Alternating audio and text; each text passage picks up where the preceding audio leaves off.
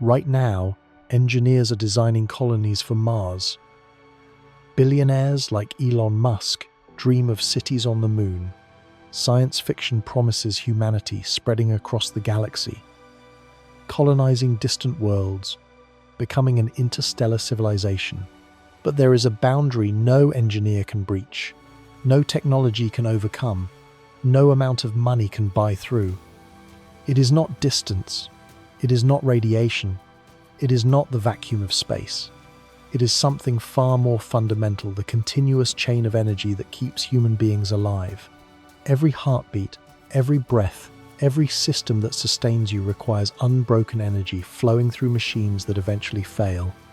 And when the distance from Earth grows too great, that chain snaps forever. If you want to know exactly how far humanity can actually go, tap that like button and subscribe. Now, get yourself comfortable. Let's begin.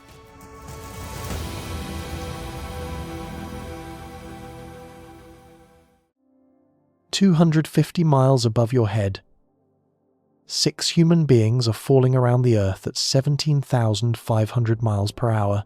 The International Space Station represents humanity's farthest permanent outpost. Astronauts have lived aboard this orbiting laboratory continuously since November of 2000, making it the longest uninterrupted human presence beyond Earth's surface. It sounds like the beginning of our journey to the stars. It is actually a warning about how hard that journey will be. The International Space Station is not self-sufficient. It never has been. It cannot be. Every 90 days, cargo spacecraft arrive carrying food, water, spare parts, and equipment. Every 18 months, critical systems require replacement. Every single day, the station depends on solar panels converting sunlight into approximately 75 to 90 kilowatts of electricity. Without those resupply missions, without that constant flow of energy and materials from Earth, the station would become a tomb within months. Think of the station as an apartment building that requires daily deliveries just to keep its residents breathing. The delivery trucks never stop coming. The moment they stop, the building begins dying. This is the fundamental truth that will determine exactly how far from Earth humanity can ever actually live. Not distance itself, not radiation, not the psychological challenges of isolation. The limiting factor is something engineers call energy chain continuity. It is the unbroken sequence of energy generation, storage, transmission, and consumption that keeps human beings alive. And it has a maximum range. Consider what your survival requires at this very moment. Your body burns approximately 2,000 calories per day, converting chemical energy from food into the biological processes that keep you conscious. The room around you maintains a temperature between 68 and 72 degrees Fahrenheit, requiring heating or cooling systems that consume electricity. That electricity flows from power plants burning fuel or capturing renewable energy, transmitted across vast infrastructure networks, regulated by systems that themselves require power to operate. Water arrives through pumps. Waste disappears through treatment facilities. Every single element of your survival depends on an unbroken chain of energy flowing through machines. The chain has links you never see. Each link depending on dozens of others, all of them requiring continuous energy inputs to function. Now imagine extending that chain across millions of miles of empty space. The chain does not simply stretch.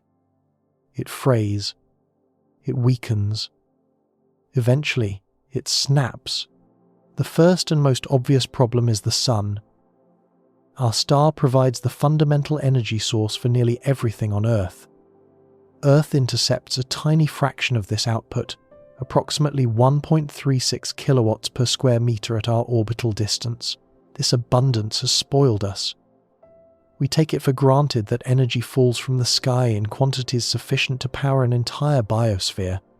We forget that this bounty exists only because we happen to orbit at exactly the right distance from a star that happens to burn at exactly the right intensity. But this abundance obeys a mathematical law that becomes humanity's first death sentence beyond Earth. The inverse square law states that the intensity of radiation decreases with the square of the distance from the source. Double your distance from the sun, and solar power drops to 1/4. Triple the distance, 1/9. Quadruple it, 1/16. The relationship is geometric, not linear. Power does not fade gradually like a dimming light. It collapses rapidly as distance increases. The same amount of light now covers a much larger area, so any given spot within that circle receives less illumination. This is the inverse square law in action. The sun is the flashlight. The planets are spots on an ever-spreading wall. And the farther out you go, the dimmer that illumination becomes. This is not an engineering challenge that clever technology can overcome. This is fundamental geometry. You cannot argue with it. You cannot innovate around it. You can only accept its consequences. Consider the Moon, our closest celestial neighbour, at an average distance of 238,900 miles. The Moon orbits at roughly the same distance from the Sun as Earth, so solar power availability remains essentially identical, approximately 1.36 kilowatts per square metre. This sounds promising until you consider the lunar night. The Moon rotates once every 29.5 Earth days, creating 14-day periods of continuous darkness at any given location. During those 2 weeks of night, solar panels produce nothing. Zero energy, complete blackout. On Earth, we barely notice the daily transition from day to night because our infrastructure includes power, storage, and generation systems that operate around the clock. The grid never sleeps. On the Moon, the night lasts 336 hours, and during that entire duration, the Sun provides exactly zero assistance. Any permanent lunar colony must solve this energy gap. The options are limited and expensive.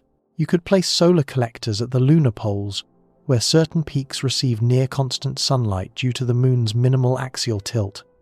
The Shackleton crater rim near the South Pole offers locations with roughly 90% annual illumination. Scientists call these peaks of eternal light because the sun never fully sets there. But these sites are small, remote, and difficult to reach. They offer limited real estate for solar installations, and even eternal light locations experience brief periods of shadow during certain orbital configurations.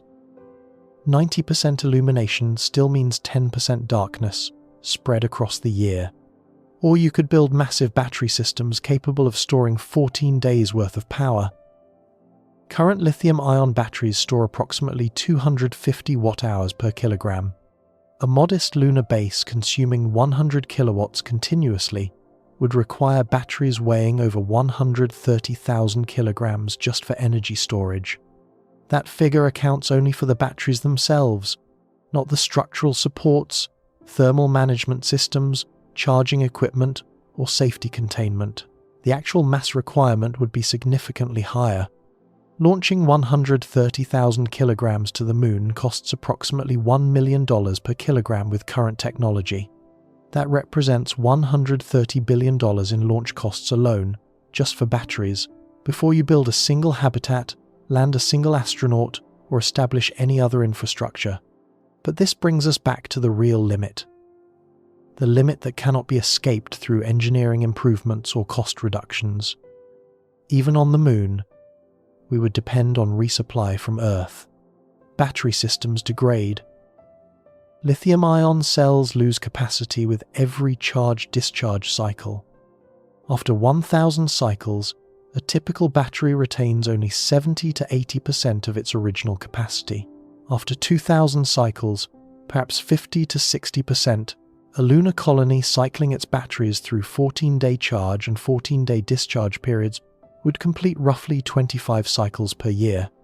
Within 40 years, the original battery systems would retain less than half their initial capacity.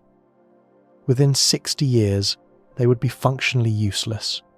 Solar panels lose efficiency over time, roughly 0.5% to 1% per year from radiation damage and thermal cycling.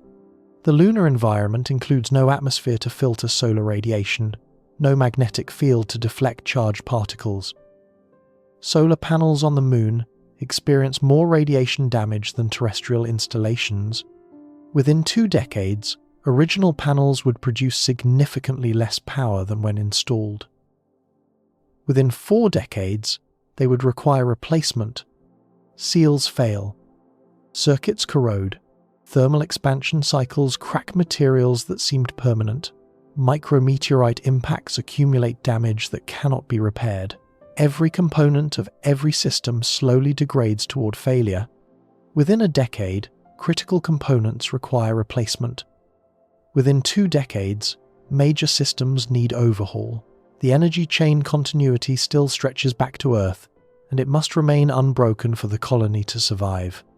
Mars presents an even more severe challenge. The red planet orbits the Sun at an average distance of 142 million miles, compared to Earth's 93 million miles. Apply the inverse square law to this increased distance. Mars receives solar energy at intensity reduced to approximately 43% of Earth levels, around 590 watts per square meter. This alone does not doom a Mars colony. Larger solar arrays could compensate for the reduced intensity. If you need twice as much panel area to generate equivalent power, you build twice as much panel area. The engineering is straightforward, even if the logistics are challenging, but Mars adds complications that compound the energy problem in ways the Moon does not. Martian dust storms can engulf the entire planet, reducing solar intensity by 99% for weeks or months at a time. These global dust events occur roughly every 3 Mars years, with smaller regional storms happening much more frequently. During a major dust storm, the Martian sky turns from butterscotch to deep rust red. The sun becomes a dim smear barely visible through suspended particles. Solar panels that normally generate hundreds of watts produce only a handful. The 2018 global dust storm killed NASA's Opportunity rover, a machine that had survived on the Martian surface for 15 years. Opportunity was solar-powered. When the dust storm blocked sunlight for weeks, its solar panels could not generate enough power to keep critical heaters running. The rover's batteries drained, its electronics froze. After the storm cleared, mission controllers spent months trying to re-establish contact. Opportunity never responded. It died in the darkness, its energy chain severed by dust. A human colony could not simply shut down and wait like a hibernating rover. People need continuous life support, continuous heating and temperatures averaging -80 degrees Fahrenheit, continuous power for water recycling, atmosphere regulation, communication, and all the systems that separate a habitat from a coffin. Humans cannot hibernate through a 2-month dust storm. They must be kept alive every minute of every day, and keeping them alive requires power that solar panels cannot provide when the sun disappears behind walls of suspended dust. This is where nuclear power enters the conversation, and why it initially seems like the solution to everything. Nuclear fission releases roughly 2 million times more energy per unit mass than chemical fuels. A kilogram of uranium-235 contains as much energy as 3,000 tons of coal. Think about that ratio. 1 kilogram versus 3 million kilograms. The energy density of nuclear fuel exceeds chemical alternatives by factors that make direct comparison almost meaningless. Nuclear reactors operate regardless of sunlight, dust storms, distance from the sun, or time of day. They provide continuous, reliable baseload power independent of local conditions. Day or night, clear or dusty, near the sun or in the outer reaches of the solar system, a nuclear reactor produces power at steady rates determined by physics rather than weather. NASA has developed small nuclear reactors for space applications. The KiloPower project demonstrated a 1 kilowatt reactor in 2018, designed to be scalable to 10 kilowatts. Russia has operated nuclear reactors in space since the 1960s, powering radar satellites that required more electricity than solar panels could practically provide. It has been proven across decades of operation. For Mars colonization, nuclear power is not optional. it is required. No serious Mars settlement plan relies solely on solar power. Every credible architecture includes nuclear reactors as the primary or backup energy source. But nuclear power does not escape the energy chain problem. It transforms the problem into a different constraint. Nuclear fuel has a half-life. Uranium-235, the fissile isotope used in most nuclear reactors, has a half-life of 704 million years. This sounds essentially infinite on human timescales. Uranium mined today will still be radioactive long after the sun has expanded into a red giant and consumed the inner planets. But the half-life of the isotope is not the same as the operational lifetime of a reactor. The enrichment level required for compact space reactors means fuel assemblies become depleted much faster than that geological timescale suggests. Atoms split. Fission products accumulate. Neutron absorption decreases as fissile material converts to non-fissile products. A typical space reactor might operate for 15 to 30 years before requiring refueling, depending on power output and design specifications. And here emerges the critical question that nuclear power enthusiasts rarely address. On Earth, uranium mining, processing, and enrichment require massive industrial infrastructure spanning entire continents. Mines extract ore containing less than 1% uranium by mass. The rock must be crushed, chemically processed, and concentrated to produce yellowcake, a uranium oxide compound. Processing facilities further purify this material into uranium dioxide or uranium hexafluoride. Enrichment plants use thousands of gas centrifuges, spinning at tens of thousands of revolutions per minute to increase the uranium 2, 3, 5 concentration from its natural 0.7% to the 3 to 5% used in commercial power reactors. Compact space reactors require enrichment levels approaching 90%, demanding even more extensive processing. This entire supply chain depends on global transportation networks, specialized facilities, trained workforces numbering in the tens of thousands, and continuous energy inputs measured in gigawatts. The infrastructure that produces nuclear fuel is itself powered by nuclear and fossil fuel plants. The energy chain loops back on itself. Mars has no such infrastructure. Neither does the Moon. Neither does any location in the solar system except Earth. Building that infrastructure on another world would require transporting millions of tons of equipment and materials across interplanetary distances. It would require constructing facilities that themselves require enormous energy inputs to operate. It would require training thousands of specialists in operations that take decades to master even on Earth, where training facilities exist and mistakes can be corrected without everyone dying. The bootstrap problem is severe beyond casual understanding. You need energy to build the energy infrastructure, to generate the energy you need to survive. And you need to accomplish this faster than your existing systems degrade. If your current reactors fail before your uranium enrichment facility comes online, everyone dies. If your enrichment facility requires more power than your current reactors can provide, you cannot complete construction. If anything in the sequence breaks, the chain snaps and the colony perishes. Radioisotope thermoelectric generators offer an alternative approach.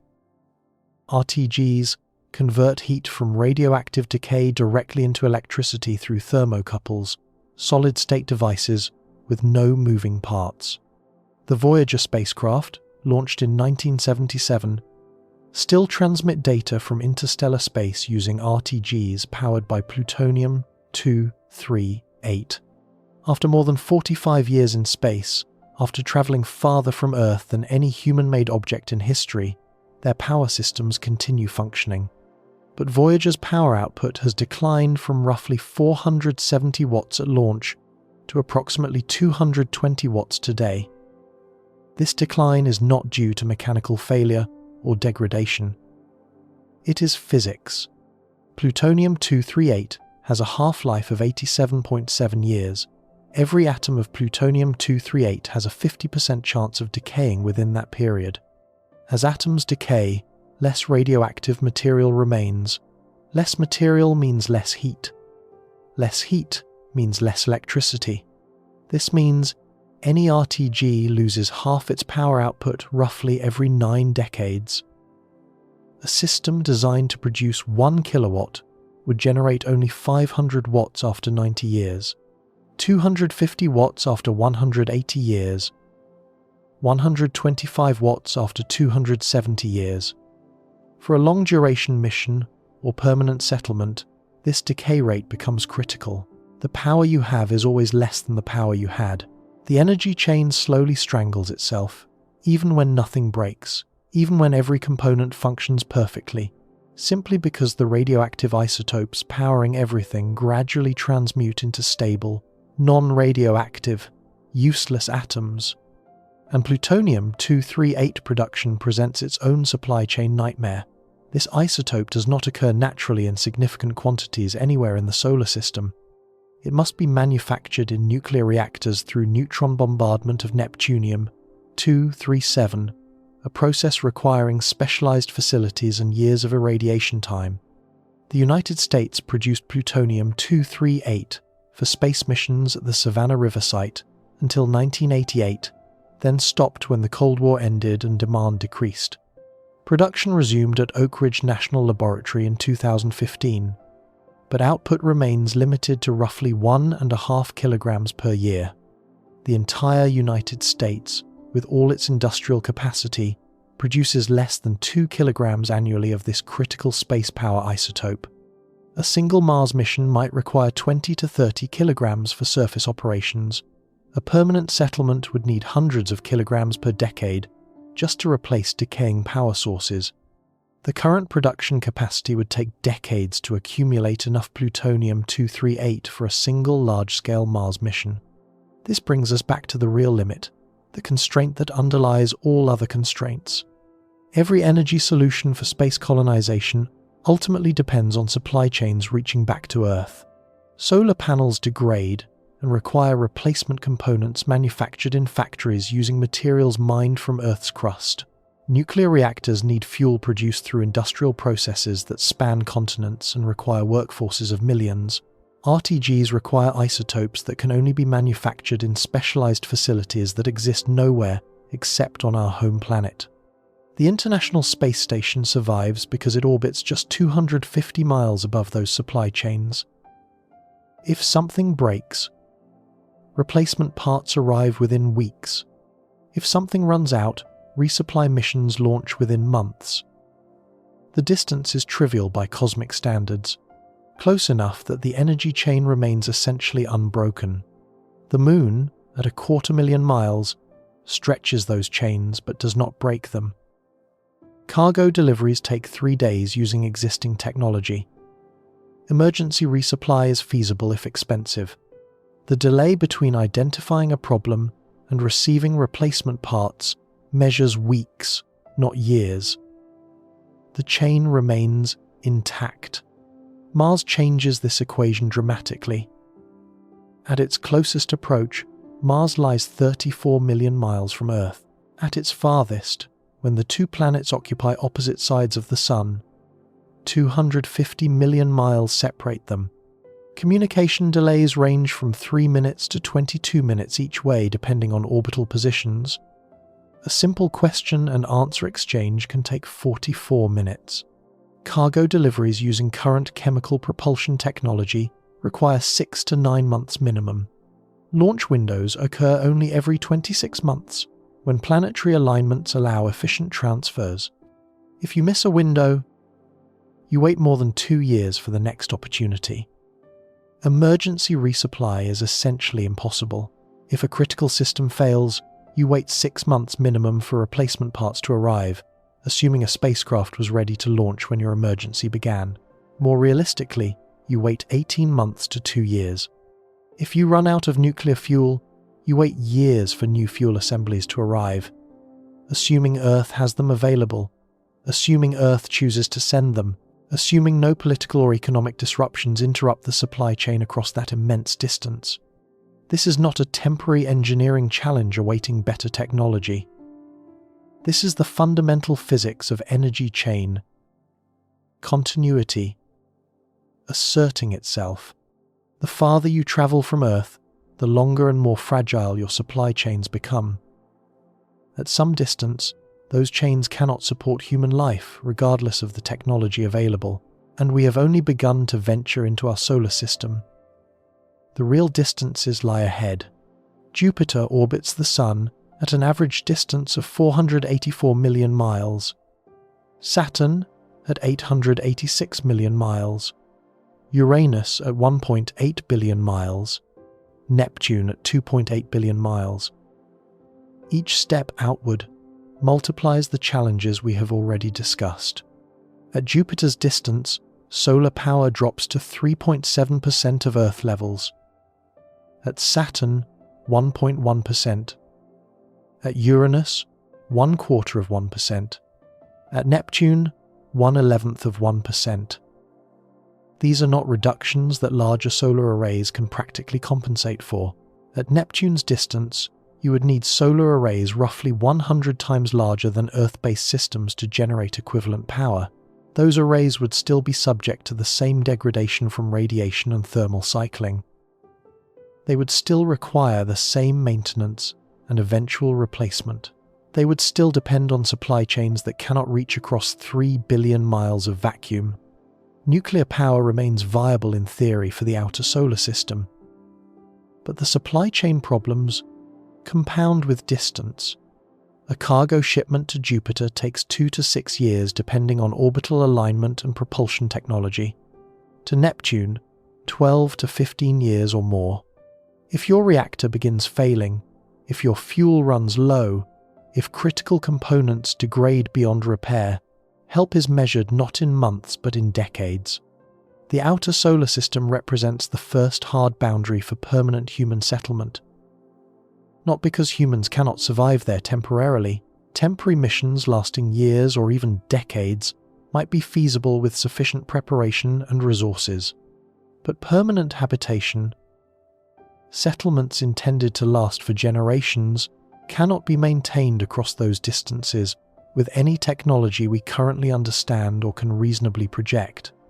The energy chain continuity required for permanent habitation simply cannot stretch across billions of miles of vacuum while maintaining the reliability that human survival demands. And yet, the outer solar system remains cosmically close to Earth. Neptune orbits less than 5 light hours from the Sun. In universal terms, this distance is infinitesimal. The true distances of the cosmos have not yet entered our calculation. The nearest star beyond our Sun lies 4.24 light-years away. This distance is not measured in millions or billions of miles, but in the time light itself requires to cross it. At 186,000 miles per second, light travels approximately 5.88 trillion miles in 1 year. Proxima Centauri floats 25 trillion miles from Earth. 25 trillion miles. The number is so large it becomes meaningless. Let me make it concrete. If you drove a car at highway speed toward Proxima Centauri, the journey would require roughly 50 million years. If you flew in a commercial airliner, about 5 million years. If you travelled at the speed of our fastest spacecraft, still over 70,000 years. At that distance, the supply chain does not merely stretch or fray, it dissolves completely. There can be no resupply from Earth. There can be no emergency assistance. There can be no replacement parts, no new fuel, no support of any kind that arrives within a human lifetime. But before we venture into that interstellar void, we must understand what happens when the machines that keep us alive begin to fail. Because everything mechanical breaks down. Everything. This is not pessimism. This is the second law of thermodynamics, and what breaks down in deep space cannot be fixed by any resupply mission that takes a decade to arrive. This brings us to the maintenance spiral, the second constraint that narrows humanity's ultimate range. and it grows tighter with every mile we travel from Earth. There is a law of physics that governs everything from coffee cooling in your cup to stars burning out in distant galaxies.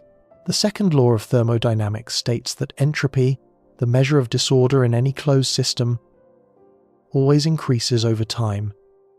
This law cannot be violated. It cannot be circumvented. It cannot be negotiated with. It cannot be bought off with sufficient funding or overcome through determination. And it places an absolute limit on how far from Earth humanity can ever establish permanent settlements. Every machine ever built is fighting a losing battle against entropy. The battle is not optional. The battle cannot be won.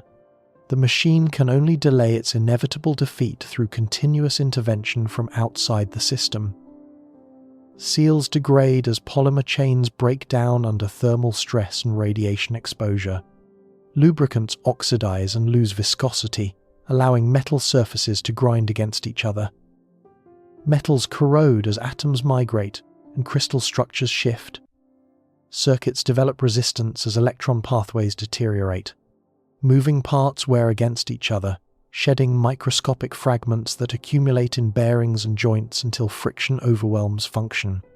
This process occurs continuously, relentlessly, regardless of how well engineered the system. The finest Swiss watch loses accuracy over years as its springs fatigue and its gears wear.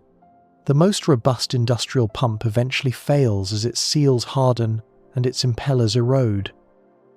The most advanced spacecraft ever built slowly degrades as its components age in ways their designers could predict but not prevent. Maintenance is the act of fighting entropy. It is running up a down escalator. You must keep moving just to stay in place. Stop running, and you slide backward toward failure. The escalator never stops. The escalator never slows. The only question is whether you can keep running long enough to reach your destination. On Earth, we barely notice this universal decay because we have built vast networks to counteract it. When your car's brake pads wear down, you drive to a shop where technicians replace them with new pads manufactured in factories supplied by global mining and logistics networks. When a seal fails in your refrigerator, a repair technician arrives with replacement parts pulled from warehouses stocked by international supply chains. When your smartphone battery degrades, you buy a new phone manufactured on the other side of the planet and delivered to your door within days. The infrastructure supporting modern life is so pervasive, so seamlessly integrated into daily existence, that we forget it exists at all. We take for granted that replacement parts are available, that repair services can be summoned, that the supply chains feeding our technological civilization operate without interruption. We live surrounded by failing machines without noticing because the failures are addressed before they affect us. But in space, that infrastructure does not exist. Every component of every system must either last forever, which violates thermodynamics and is therefore impossible, or be replaced through supply chains that become increasingly difficult and eventually impossible at sufficient distances. This is the maintenance spiral, and it dooms every permanent settlement beyond a certain range from Earth. Consider the International Space Station's maintenance reality.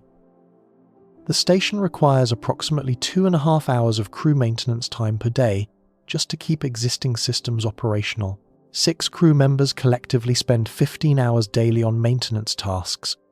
That translates to roughly 900 hours annually per crew member, more than half a full-time job devoted entirely to preventing systems from degrading into failure. And this maintenance is only possible because resupply spacecraft arrive every few months, carrying replacement parts, tools, and materials. The station does not manufacture its own spare parts. It does not refine its own materials. It does not produce its own tools. Everything required for maintenance arrives from Earth on spacecraft that represent the most expensive delivery service in human history. The station's carbon dioxide removal system, vital for keeping the atmosphere breathable, requires filter replacements every 40 days. The system uses zeolite beds that absorb carbon dioxide molecules, then release them when heated for venting into space. These beds gradually lose effectiveness as repeated thermal cycling damages their crystal structure.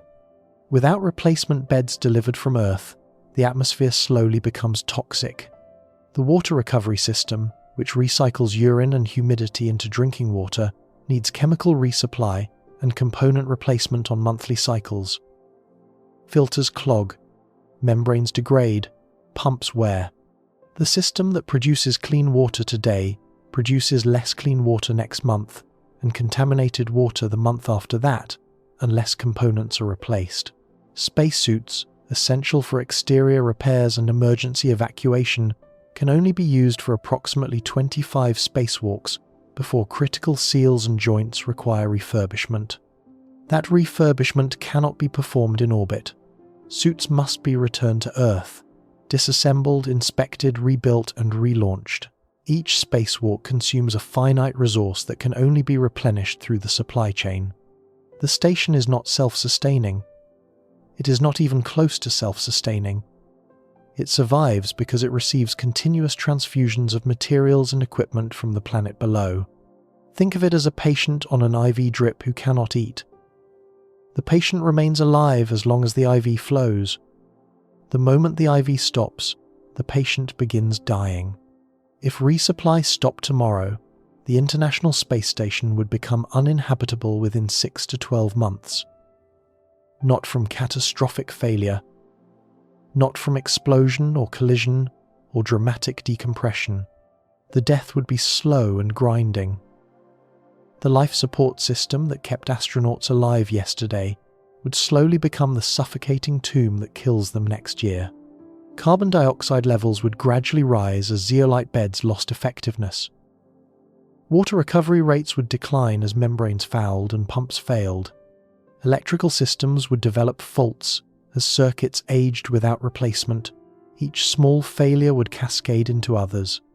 The crew would work increasingly long hours on maintenance, falling further behind as components failed faster than they could be repaired with dwindling supplies.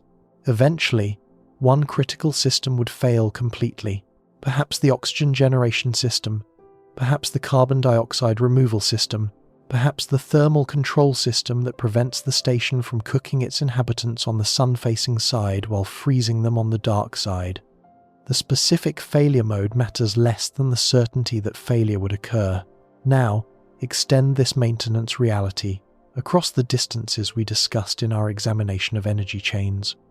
A lunar colony might establish some degree of local manufacturing capability.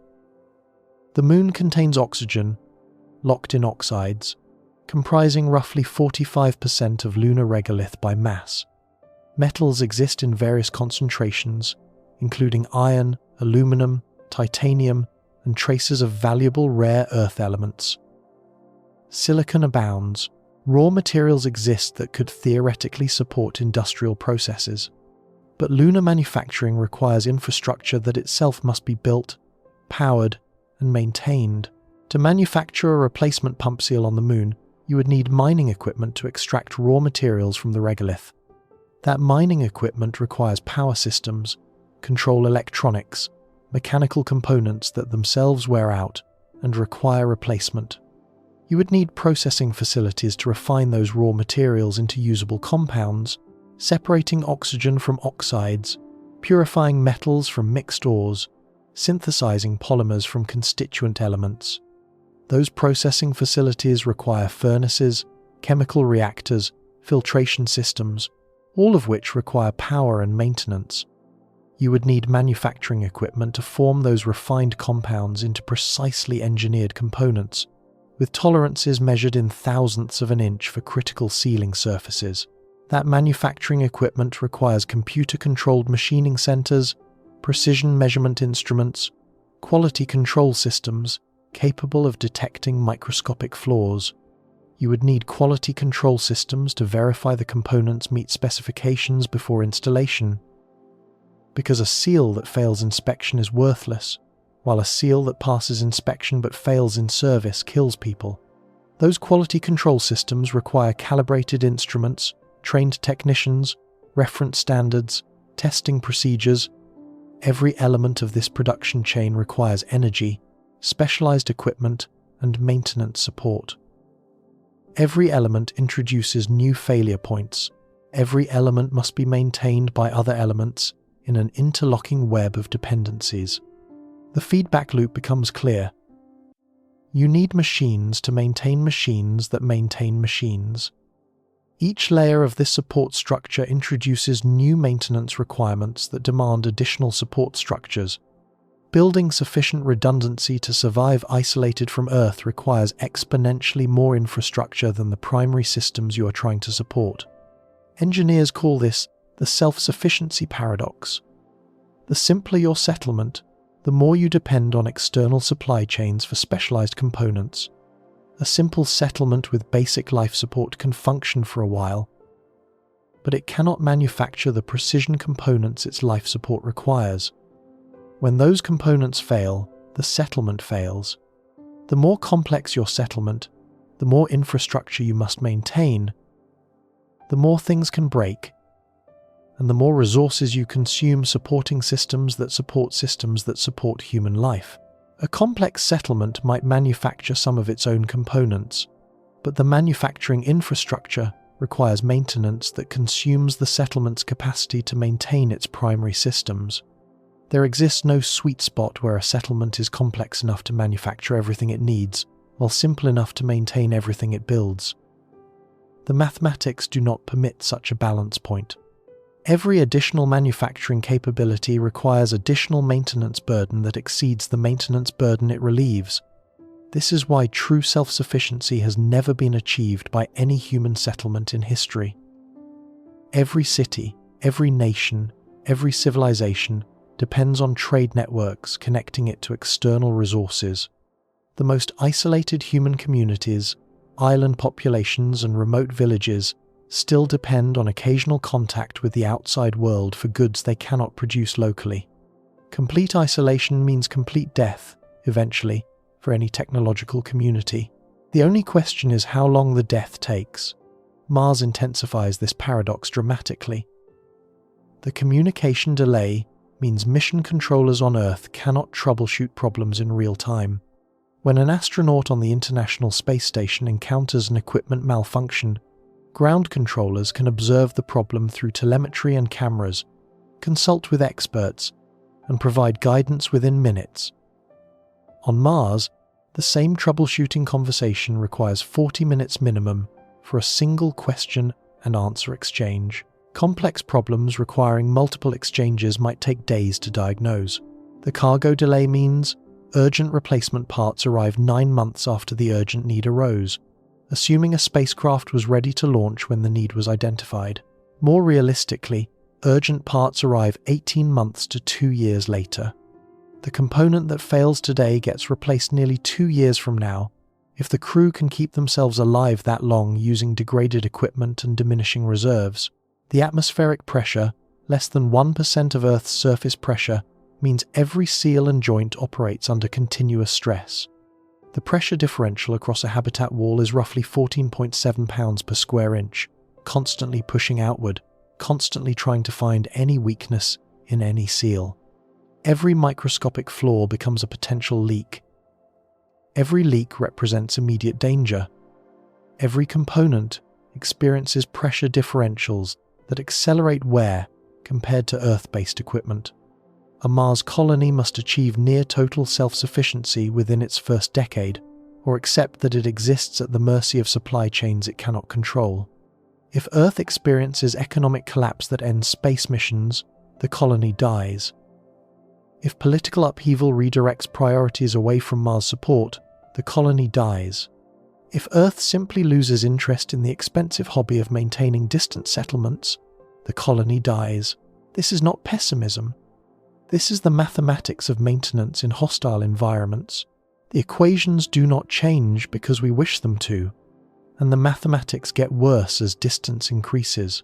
The outer solar system introduces a problem that no amount of manufacturing capability can solve. At Jupiter's distance, the distance we examined when exploring energy chain limits, radio signals take 35 to 52 minutes to travel each way, depending on orbital positions. A simple message and response takes over an hour and a half. Complex troubleshooting conversations stretch across days. A cargo mission using current chemical propulsion would require 2 to 6 years to arrive at Jupiter, depending on orbital alignment and trajectory. Even using advanced nuclear thermal propulsion, which does not yet exist in operational form, delivery times measure in years rather than months. The moons of Jupiter present tantalizing possibilities for human exploration. Europa likely harbors a liquid water ocean beneath its ice shell, maintained by tidal heating from Jupiter's massive gravity. That ocean might contain more water than all of Earth's oceans combined. Ganymede is the largest moon in the solar system, bigger than the planet Mercury, with a differentiated interior and its own magnetic field. Callisto offers a surface relatively protected from Jupiter's intense radiation belts, making it potentially safer for human presence than the inner moons. Human explorers might land on these worlds. Human settlers might attempt to establish outposts. The scientific rewards would be immense. The possibility of discovering extraterrestrial life in Europa's ocean drives much of the interest in Jupiter exploration. But permanent settlements face the maintenance reality. At Jupiter's distance, a critical component failure means waiting years for replacement parts from Earth. The zeolite beds that remove carbon dioxide have a finite lifespan measured in months or years. The pumps that circulate water and air wear out on timescales measured in years. The seals that maintain atmospheric integrity degrade continuously. Local manufacturing could theoretically produce some components. Ice from Europa's surface could provide water and oxygen. Metals from asteroid mining in Jupiter's vicinity could supply raw materials. Given sufficient infrastructure, a Jupiter colony might produce simple components locally, but specialized items cannot be manufactured without industrial infrastructure that itself requires decades to establish. Microprocessors require semiconductor fabrication facilities with thousands of precision-controlled steps. Medical equipment, from imaging systems to pharmaceutical production, requires entire industrial ecosystems that cannot be compressed into a frontier outpost. Consider a single example in depth. Modern life support systems depend on molecular sieve beds for carbon dioxide removal. These beds use zeolite materials, crystalline aluminosilicates with precisely engineered pore structures that selectively absorb carbon dioxide molecules while allowing oxygen and nitrogen to pass through. The crystal structure determines the selectivity. Change the crystal structure, and the material stops working. Manufacturing replacement zeolite beds requires synthetic chemistry processes that combine aluminum, silicon, and oxygen in precise ratios under controlled conditions. The synthesis requires specialized furnaces operating at precise temperatures for extended durations. Quality control requires equipment capable of measuring molecular scale properties, X-ray diffraction systems, electron microscopes, gas chromatography instruments. These manufacturing and testing capabilities do not exist on Europa. They do not exist on Ganymede. They do not exist anywhere in the Jupiter system. Building them would require transporting hundreds of tons of equipment, training specialists in techniques that require years of practice, and maintaining the manufacturing infrastructure while simultaneously maintaining the life support systems it is meant to supply. No amount of determination can conjure these capabilities from raw materials on a frozen moon. The colony either receives replacement beds from Earth or slowly suffocates as their existing beds degrade beyond usefulness. The timeline depends on usage rates and bed quality, but we measure it in years, not decades. A well-designed system might provide 5 years of service before beds require replacement. A poorly designed system, or one subjected to unexpected contamination, might fail in 2 years or less. The resupply timeline from Earth, however, measures in the better part of a decade. This creates a razor-thin margin between survival and death. If supplies arrive before existing systems fail, the colony continues. If systems fail first, the colony dies. At Jupiter's distance, that margin leaves essentially no room for error, no buffer for unexpected failures, No slack for complications that delay resupply missions. One missed launch window. One failed spacecraft. One budget cut that cancels a resupply mission. Any of these entirely foreseeable complications shifts the timeline from survival to death. Saturn lies nearly twice as far as Jupiter from Earth. Uranus 4 times farther than Jupiter. Neptune more than 6 times farther. At these distances, the maintenance spiral tightens toward the impossible. Supply chain delays extend to decades. A message sent to a Neptune colony today receives a response 8 hours later. Cargo sent today arrives 15 years later. Equipment that fails today gets replaced when the colonists' children are teenagers, assuming the colonists survive that long, assuming they have children, assuming the children reach their teenage years in a functioning habitat. Local manufacturing requirements grow exponentially with distance. The longer the resupply time, the more complete your local manufacturing must be. The more complete your local manufacturing, the more infrastructure you must maintain. The more infrastructure you must maintain, the more likely something critical fails before you can manufacture its replacement.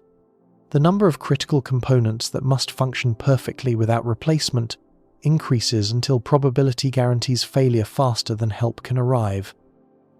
This is not pessimism, but statistics. Given enough components, each with some probability of failure, system-wide failure becomes statistically certain within any extended time frame, but we must be precise about what actually fails. The popular imagination focuses on dramatic disasters, explosions ripping through spacecraft hulls, catastrophic decompression, sucking astronauts into vacuum, collisions with debris shattering delicate structures. These dramatic failures make for exciting cinema but poor predictions. The reality is more insidious. They gradually stop working. A water recycling system does not suddenly catastrophically fail.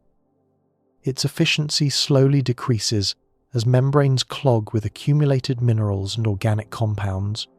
Pumps wear as bearings lose their precision and seals allow microscopic leakage. At first, technicians compensate by running the system longer, consuming more energy to produce the same water output. Then, they bypass partially failed components, routing water through backup systems that reduce total capacity. Then they ration water consumption, reducing crew comfort and eventually crew health as dehydration affects cognitive function and physical performance. Eventually, water recovery drops below the rate at which the settlement consumes water. From that moment, the clock runs toward dehydration. The timeline depends on stored reserves and crew size. A well-prepared settlement might have weeks of stored water. Weeks, not months, not years. When recycling fails, death follows relatively quickly. This degradation curve applies to every system in every settlement. Electrical systems experience increased resistance as connections corrode and insulation breaks down. Junction boxes that conducted power efficiently last year conduct it slightly less efficiently this year. Cables that carried current without loss now generate heat at connection points. The total power available for life support decreases gradually, even as demand from failing systems increases. Running backup pumps and processing systems requires more power at exactly the moment when power generation capacity is declining. Atmospheric systems lose filtration capacity as seals age and molecular sieves degrade. Carbon dioxide levels that measured 400 parts per million last month measure 600 this month, then 800, then 1,000. Crew members experience headaches, then confusion, then impaired judgment at exactly the moment when correct decisions become most critical. Thermal systems lose efficiency as radiator surfaces accumulate microdamage from dust impacts and radiation degradation. Heat exchangers develop scale that impedes thermal transfer. The habitat that maintained comfortable 70-degree temperatures now swings between 60 degrees and 80 degrees, then 50 and 90, then 40 and 100.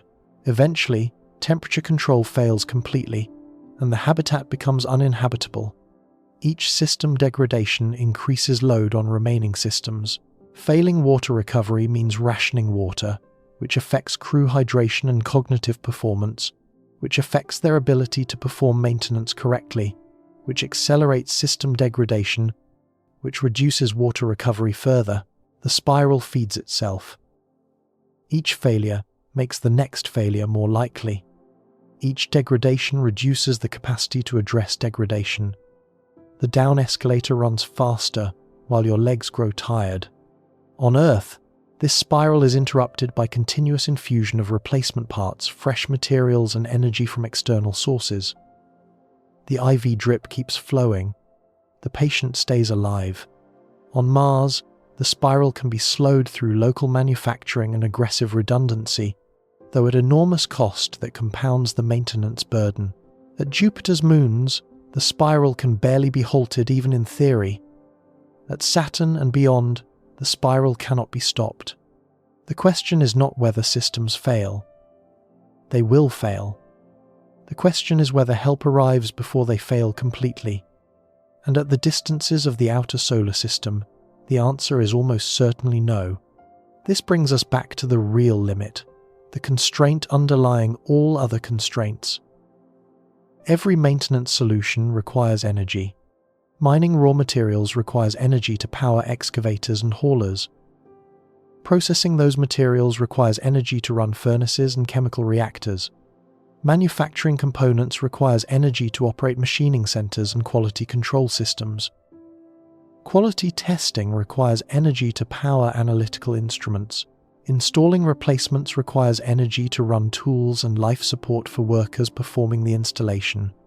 The maintenance spiral is ultimately an energy spiral.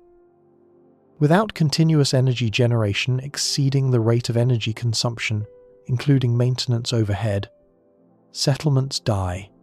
The energy must not only power current operations, but also power the maintenance activities that keep the energy systems functioning. This is where the two constraints we have examined converge into a single limiting factor. The energy chain continuity problem we explored in the outer solar system becomes the maintenance continuity problem at every distance. These are not two separate problems. They are the same problem, viewed from different angles. The chain of energy that keeps humans alive must include not just current consumption, but also the energy required to maintain the systems that generate, store, and distribute that energy. The chain must extend forward in time long enough for the settlement to establish genuinely self-sustaining infrastructure. And here lies the critical question. Is such a thing even possible? Current evidence suggests it is not possible at arbitrary distances. The industrial base required for true self-sufficiency, the capability to manufacture any component that might fail from locally available materials, requires a technological civilization spanning multiple industries, multiple specialties, and continuous operation over decades. Earth developed this capability over 3 centuries of industrial revolution, supported by abundant fossil fuels that provided cheap energy. Liquid water falling freely from the sky, and a biosphere providing food and materials without any requirement to manufacture them from scratch. Recreating that capability on a hostile world starting from scratch while simultaneously maintaining life support for the workers, doing the recreating stretches credibility beyond the breaking point.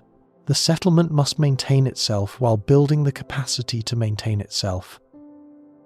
The maintenance spiral suggests a hard limit to human expansion through the solar system, somewhere between Mars and the outer planets, where the combination of distance, degradation, rate, and resupply delay makes permanent settlement impossible, even in principle. The exact location of this limit depends on assumptions about technology development, manufacturing capability, and acceptable risk. Optimistic projections might push the limit to Jupiter's moons. Pessimistic projections might place it closer to Mars. But the limit exists. The mathematics demand it. And this limit assumes we are still attempting to maintain some physical connection to Earth, however tenuous. What happens when we venture so far that no supply chain is possible? No resupply can ever arrive. no communication with Earth can provide timely assistance. The distances within our solar system, vast as they are, remain comprehensible in human terms. We can speak of years and decades. We can imagine waiting for resupply. We can conceive of eventual rescue. But the interstellar void operates on different scales entirely. The nearest star system lies over 4 light-years away. At that distance, a radio message takes 4 years to arrive. A response takes another 4 years to return. An emergency distress call sent today might receive an acknowledgement 8 years from now, assuming anyone on Earth was listening, assuming they cared, assuming they could do anything at all across such distances. Cargo missions using any propulsion technology we can currently envision would require decades to centuries. The resupply timeline does not measure in years but in generations. Your grandchildren might see help arrive. If your children survive to have grandchildren, if the settlement survives long enough for your children to grow up, the interstellar void awaits. The maintenance spiral meets the nuclear decay clock we examined in the context of energy systems. There, the degradation that dooms all machinery meets the radioactive decay that dooms all nuclear power sources. There, every constraint we have examined reaches its ultimate expression, and there, humanity discovers its final boundary. The nearest star system to our Sun lies 4.24 light-years away. This number sounds manageable compared to the millions and billions of light-years that populate astronomy headlines. Proxima Centauri appears almost neighbourly when astronomers discuss galaxies separated by cosmic gulfs spanning billions of light-years, but the human mind systematically fails to grasp what 4 light-years actually means for physical travel and sustained survival. Light travels at 186,282 miles per second. Nothing carrying mass can ever reach this speed, let alone exceed it. The limit is not a technological barrier awaiting better engineering. It is woven into the fabric of reality. Accelerating a massive object to light speed would require infinite energy, which does not exist and cannot be generated. In 1 year, light covers approximately 5.88 trillion miles. This distance is called a light year, and it serves as the basic unit of cosmic measurement, because ordinary numbers become uselessly large at interstellar scales. Multiply 5.88 trillion by 4.24, and we find Proxima Centauri floating roughly 25 trillion miles from Earth. 25 trillion miles. The number resists comprehension. Let me attempt to make it tangible. If you laid standard 12-inch rulers end-to-end from Earth to Proxima Centauri, you would need approximately 132 quadrillion rulers. If you drove a car at 60 miles per hour without stopping, the journey would take 47 million years. If you could walk at 3 miles per hour continuously, the journey would require 950 million years, longer than complex life has existed on Earth. The fastest human-made object ever launched is the Parker Solar Probe, which reaches speeds of approximately 430,000 miles per hour during its closest approaches to the Sun. This velocity, achieved through gravitational assists from Venus and the Sun's own gravity well, represents the pinnacle of human achievement in spacecraft speed. At this velocity, the probe would require more than 6,600 years to reach Proxima Centauri. 6,600 years. Consider what that duration means. Human civilization has existed in recognizable form for roughly that same period. The time separating us from the builders of the Great Pyramid equals the travel time to our nearest stellar neighbor at the fastest speed humanity has achieved. The Egyptians would need to have launched a spacecraft when they were stacking limestone blocks for that spacecraft to be arriving at Proxima Centauri today. And the Parker Solar Probe is not designed for interstellar travel. It carries no life support, no crew quarters, no provisions for a journey lasting millennia. It is a small scientific instrument falling toward the Sun, briefly achieving extreme velocity during close passes before swinging back out into the solar system. Adapting this approach for crewed interstellar travel is not merely difficult, It is impossible with any technology that obeys known physics. Even optimistic projections of advanced propulsion technology do not solve this problem. They merely transform it from one impossible challenge into a different impossible challenge. Nuclear pulse propulsion represents perhaps the most plausible high-performance system ever seriously studied. Project Orion, in the 1950s and 60s, explored using sequential nuclear explosions to accelerate a spacecraft. Each bomb detonating behind a massive pusher plate would impart momentum, gradually building velocity through thousands of explosions over extended acceleration periods. The physics works. The engineering is nightmarish but theoretically achievable.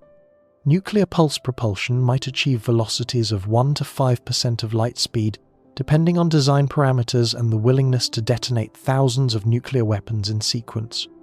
At 5% of light speed, Proxima Centauri lies 85 years away. At 1%, 424 years. 85 years is approximately a human lifespan. A person born aboard a ship departing Earth might live to see arrival at Proxima Centauri, though they would be elderly. 424 years spans roughly 17 generations. The passengers who depart Earth would be the distant ancestors of those who arrive, but these travel times assume sustained velocity throughout the journey. In reality, a spacecraft must accelerate to cruise speed, then decelerate upon approach to the destination. This effectively doubles the propulsion requirements and extends journey times. A ship capable of 5% light speed at cruise would need decades of acceleration and decades of deceleration, adding substantially to the total transit duration. More realistic assessments using technology we might actually build within the coming century suggest velocities closer to 0.1% of light speed. At this velocity, Proxima Centauri lies over 4,000 years away. The journey would span twice the duration of the Roman Empire. Passengers would be separated from their destination by more time than separates us from the Bronze Age. Interstellar colonization using physics, we actually understand, means generation ships. Vessels carrying not astronauts who will arrive at their destination, but communities whose descendants many generations removed might eventually see a new star. The passengers who board will never disembark. Their children will never disembark. Their grandchildren will never disembark. The ship becomes not a vehicle, but a world. A sealed environment that must sustain human life for longer than most civilizations have endured. Think of it as attempting to cross the Pacific Ocean in a rowboat while your oars slowly dissolve. The ocean is the interstellar void. The rowboat is the generation ship. The oars are the energy systems that provide propulsion and life support. And the dissolution is the relentless degradation we have explored in previous sections, the entropy that attacks every system without pause. The Pacific Ocean is approximately 12,000 miles across at its widest point. A rowboat moving at 2 miles per hour would require 250 days to complete the crossing. Assuming continuous rowing with no storms, no equipment failures, no navigation errors, now imagine that your oars lose 1% of their structural integrity each day. By the time you have covered half the distance, your oars have lost over 80% of their strength. They snap, you drift, you die. The interstellar void is incomparably vaster than any ocean. The generation ship must function not for 250 days but for centuries, and the oars, the nuclear reactors and power systems that keep the ship alive, dissolve according to the immutable laws of radioactive decay and material degradation. A generation ship must maintain human survivable conditions for these centuries without any external support whatsoever. No resupply missions can reach it. No replacement parts can be dispatched from Earth. No communication can provide timely assistance, since radio signals take over 4 years, each way to the nearest star, and any physical response using the most optimistic propulsion technology would take a minimum of 85 years to arrive. If something breaks catastrophically in year 50 of a 300-year journey, Earth cannot help. By the time Earth receives the distress signal, the crisis is 4 years old. By the time Earth could theoretically launch a rescue mission, the crisis is 4 years and however long mission preparation requires. By the time that rescue mission arrives at the ship's location, assuming the ship has not moved significantly in the interim, the crisis is nearly a century old. Everyone aboard has been dead for generations. The ship must be entirely self-contained, a sealed terrarium that must last longer than the Roman Empire existed. The Roman Empire, from founding to fall, endured approximately 1,000 years in its various forms. A generation ship travelling at 1% of light speed must function for over 400 years just to reach the nearest star. At more realistic velocities, the journey spans millennia. No sealed terrarium has ever functioned for such durations. No human-built system has ever operated for centuries without external inputs. No community has ever sustained itself in complete isolation from the broader civilization that created it. The generation ship concept requires achieving all three of these unprecedented accomplishments simultaneously while hurtling through a vacuum at temperatures near absolute zero, bombarded by cosmic radiation with no possibility of rescue or resupply. The energy requirements for such a vessel stagger calculation. Life support for a breeding population requires continuous power for atmosphere regulation, maintaining oxygen levels while scrubbing carbon dioxide, a process that never stops and cannot be interrupted without killing everyone aboard. Water recycling systems must operate continuously, processing waste and humidity back into potable water. Food production, whether through hydroponics, algae cultivation, or some combination of biological systems, requires lighting, temperature control, nutrient cycling, and harvesting infrastructure. Temperature control alone presents enormous challenges. The ship must maintain habitable temperatures in an environment where external temperatures hover just a few degrees above absolute zero. Heat generated by life support systems and human metabolism must be balanced against radiative losses to space. The thermal management system must function perfectly for centuries. Radiation shielding systems must protect passengers from cosmic rays. High-energy particles that would otherwise cause cancer rates incompatible with multi-generational survival. Shielding adds mass. Mass requires more fuel requires more storage. More storage adds more mass. The requirements compound. Estimates vary wildly based on assumptions about crew size, technology level, and acceptable risk. Conservative analyses suggest power requirements in the hundreds of megawatts for a minimal viable colony ship. More generous estimates, assuming larger populations and greater comfort margins, suggest gigawatts of continuous power generation. A gigawatt is 1 billion watts. For context, a typical nuclear power plant on Earth generates approximately 1 gigawatt. The generation ship requires power output equivalent to a major terrestrial power station, operating continuously for centuries, with no external fuel deliveries, no component replacements from external sources, and no possibility of shutting down for maintenance. This brings us to the nuclear decay problem in its most severe and inescapable form. We examined plutonium-238 inches, the context of solar system exploration. The Voyager probes continue transmitting data using plutonium-238 RTGs after more than 45 years of operation. For solar system distances, this reliability is remarkable and enabling. For interstellar distances, the math becomes fatal. Plutonium-238 has a half-life of 87.7 years. After that period, half the original atoms have decayed into non-fissile products. The power output drops correspondingly. An RTG system designed to produce 1 megawatt would generate only 500 kilowatts after 90 years. After 180 years, 250 kilowatts. After 270 years, 125 kilowatts.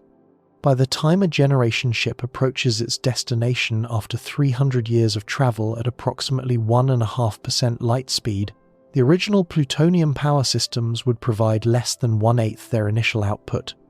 The ship that departed Earth with abundant power arrives at its destination energy-starved, its systems barely functional, its passengers rationing electricity for basic survival, and this assumes the RTGs themselves survive 3 centuries of operation. They will not. The thermocouples that convert heat to electricity degrade over time.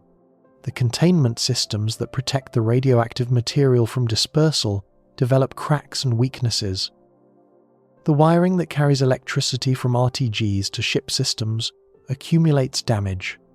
Long before the plutonium decays to uselessness, the RTGs will have failed mechanically. Uranium-235 fission reactors could theoretically operate longer. The fuel itself has a half-life of 704 million years, essentially infinite on human timescales. A fission reactor does not lose power output because its fuel decays away. It loses power output because the fuel assemblies become depleted as fissile material converts to fission products, neutron-absorbing waste that poisons the reaction. But reactor components do not share the fuel's geological longevity. Fuel assemblies become depleted and require replacement on timescales measured in years to decades, not centuries. Control systems that regulate the nuclear reaction, precisely positioning control rods to maintain criticality, degrade from radiation damage that scrambles their electronics and embrittles their mechanical components.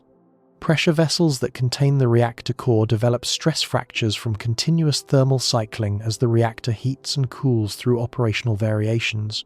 Heat exchangers that transfer thermal energy to power-generating systems corrode from the hot fluids they carry. Turbines that convert thermal energy to electricity wear as their precisely balanced rotors spin billions of times. Every mechanical element of a nuclear power plant requires maintenance and eventual replacement.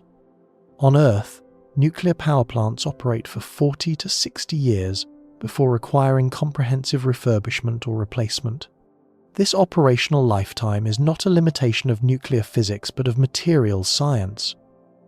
The uranium could keep fissioning for millions of years. The steel and concrete and electronics that harness that fission cannot. Extending plant lifetimes beyond 60 years requires continuous inspection to identify degradation before it causes failure. It requires maintenance to address identified problems before they become critical. It requires component replacement. Drawing on industrial supply chains spanning multiple continents and thousands of specialized suppliers, without these interventions, nuclear plants become increasingly dangerous and eventually fail. A generation ship cannot access those supply chains. The ship departs Earth with everything it will ever have. Everything needed to maintain nuclear reactors for centuries must be carried aboard from the beginning or manufactured en route from materials also carried from the beginning. The mass requirements compound to absurdity. Consider fuel alone. A 1 gigawatt reactor running continuously for 300 years would consume approximately 90,000 kilograms of enriched uranium, depending on reactor efficiency and design parameters. This figure assumes high-efficiency designs that extract maximum energy from each kilogram of fuel. Less efficient designs would require more. The initial fuel load might be 30,000 kilograms for a carefully designed high-efficiency system, enough to operate for roughly 100 years before refueling becomes necessary. The remaining 60,000 kilograms must either be carried as spare fuel or manufactured en route. Carrying spare fuel requires additional shielding to protect crew and systems from radiation. It requires containment structures to prevent criticality accidents where spare fuel accidentally achieves chain reaction. It requires handling systems to move fuel assemblies from storage to reactor. Additional propulsion fuel requires larger tanks and handling systems. The requirements multiply. Manufacturing fuel en route sounds elegant, but requires carrying uranium enrichment facilities. Natural uranium contains only 0.7% uranium-235. Reactor fuel requires enrichment to 3 to 5% for power reactors, or much higher for compact space-optimized designs. Enrichment requires thousands of centrifuges spinning at tens of thousands of revolutions per minute for extended periods. It requires chemical processing facilities to convert uranium between different compounds. It requires quality control equipment to verify enrichment levels. Meet specifications. These enrichment facilities require power to operate. They require maintenance to continue functioning. They require raw materials, including natural uranium ore or uranium hexafluoride feedstock, carried aboard from Earth. They require trained technicians who must be born, raised, and educated aboard the ship across multiple generations. The chain of requirements extends without end. Enrichment equipment requires specialized materials for centrifuge construction. Those materials require manufacturing capability. Manufacturing requires raw materials. Raw materials require storage. Storage requires structural mass. Additional mass requires additional fuel. Additional fuel requires larger propulsion systems. Larger systems require more maintenance. More maintenance requires more spare parts. More spare parts require more manufacturing capability. Engineers call this the tyranny of the rocket equation when discussing propulsion. Every kilogram of payload requires fuel to accelerate. That fuel has mass that requires more fuel to accelerate. The requirements compound exponentially. The same tyranny applies to maintenance. Every system added to improve reliability introduces new failure modes, new maintenance requirements, and new mass that compounds throughout the mission. Adding redundant reactors improves power reliability, but doubles or triples the maintenance burden for power systems. Adding manufacturing capability reduces dependence on spare parts carried from Earth, but creates new dependencies on manufacturing system maintenance. There is no escape from this tyranny within known physics. Every solution creates new problems. Every redundancy introduces new failure modes. Every capability requires supporting capabilities that require supporting capabilities in an infinite regression of requirements. The interstellar void strips away every support structure that human survival has ever depended upon. Solar power becomes meaningless within the first few years of travel. The sun dwindles from the overwhelming presence that powers terrestrial civilization to merely the brightest star in the sky, then to just another point of light among millions. At 1 light-year from the sun, solar intensity drops to 1 part in 400 trillion of Earth's levels. No solar panel technology can extract useful power from starlight. The ship must carry or generate all its energy internally. Nuclear power remains the only option. But nuclear power systems do not last for centuries without the industrial civilization that builds and maintains them. The generation ship must somehow transport that industrial civilization, or an adequate fraction of it, along with the passengers it sustains. Even fusion power, the holy grail of energy technology that remains stubbornly unrealized after 70 years of sustained research effort, would not solve this fundamental problem. Fusion reactors require extreme conditions that make fission look simple. Plasma temperatures must reach 100 million degrees Celsius, roughly 10 times hotter than the core of the Sun, to overcome the electrostatic repulsion between hydrogen nuclei and force them close enough for fusion. Magnetic confinement systems must generate fields thousands of times stronger than Earth's magnetic field to contain this plasma without letting it touch the reactor walls, which would instantly vaporize any known material. Precision control systems must manage plasma instabilities that evolve on microsecond timescales, constantly adjusting confinement fields to prevent the plasma from disrupting and extinguishing the reaction. The engineering complexity of fusion power exceeds conventional fission by orders of magnitude. After 70 years of intensive research involving tens of billions of dollars and the efforts of thousands of scientists across dozens of countries, no fusion reactor has yet produced more energy than it consumes. The maintenance requirements for a functioning fusion reactor, should one ever be built, would correspondingly dwarf those of fission systems. If fusion reactors ever become practical for terrestrial power generation, they will require continuous maintenance by highly trained specialists using sophisticated diagnostic equipment and abundant spare parts. These requirements do not disappear for space-based systems. they intensify. Vacuum conditions complicate cooling, which becomes critical when managing plasmas at 100 million degrees. Microgravity affects plasma behavior in ways that remain poorly understood because all fusion experiments to date have occurred in Earth gravity. Every advantage fusion might provide for long-duration missions comes with corresponding complications that multiply the maintenance burden. This brings us to the power grid fragility problem extended across century-long timescales. The electrical distribution system of a generation ship must function continuously for 300 years or more. Every wire, every connection, every switch, every transformer, every circuit breaker must either last that long without maintenance, which contradicts everything materials science tells us about electrical system lifetimes, or be replaceable using onboard resources.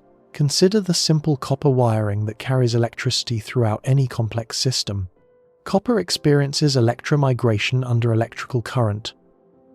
Electrons flowing through the conductor physically push copper atoms along, creating voids in some regions and hillocks in others.